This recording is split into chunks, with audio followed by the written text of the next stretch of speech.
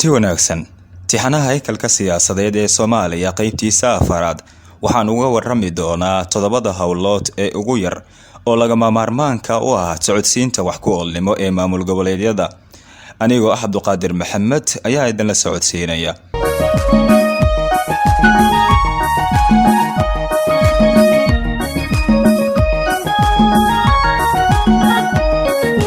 waxaa jira todoba hawlood oo ugu yar oo lagama maarmaan u ah socodsiinta wax ku oolnimo ee maamul goboleedyada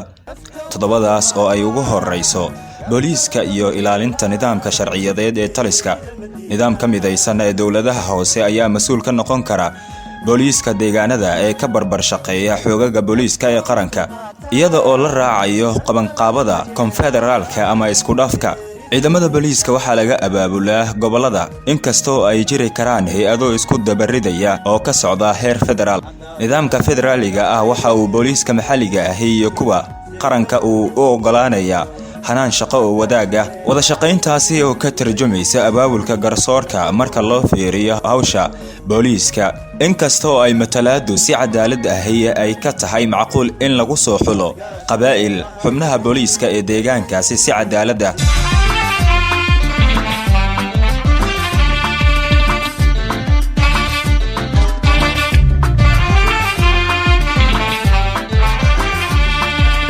tan labaad ee ka mid ah hawlaha ugu muhiimsan ee socodsiinta maamul goboleedyada ayaa ah difaaca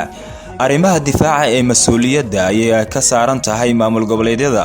si ay hawshooda uga socoto si wax ku oolnimo ah ayaa waxaa ka mid ah ilaalinta xuduudaha dhulka ka hortagga tahriibta ilaalinta kalluumaysiga iyo kheyraadka ka baxsan xeebta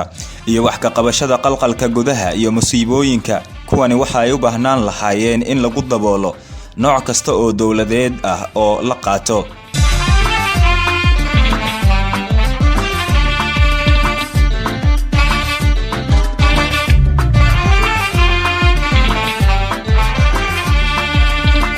siyaasadda maaliyadeed oo ah qaybta saddexaad ee idubdhaxaadka u ah socodsiinta wax ku oolnimo ee maamul goboleedyada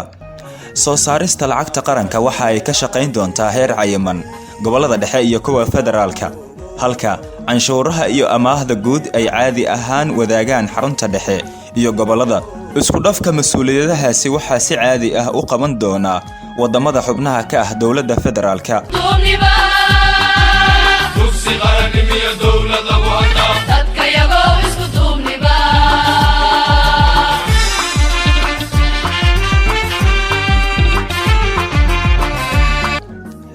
midda xigta waa maareynta iyo ururinta iyo qoondaynta dakhliga dhexe iyada oo loo malaynayo inay jiri doonto xogaa dhaqaale ah oo laga helay dhoofinta iyo soo dejinta xarunta dhexe waxa ay u baahan tahay in ay ku lug yeelato qaab isku dhaf ah arrintani halka ay kaabid u baahan karaan gobol kasta ee federaal ah iyada oo ay fursad u saamaxayso maamulada qaarkood helitaanka kabida gobolada saboolka midda shanaad lixaad iyo toddobaadba oo ku kala saabsan hanaanka garsoorka maareynta adeegyada dadweynaha iyo waliba matalaada dibadda waxa aan uga warrami doonaa qaybaha xiga ee tixanaha haykalka siyaasadeed ee baahsani ee Soomaaliya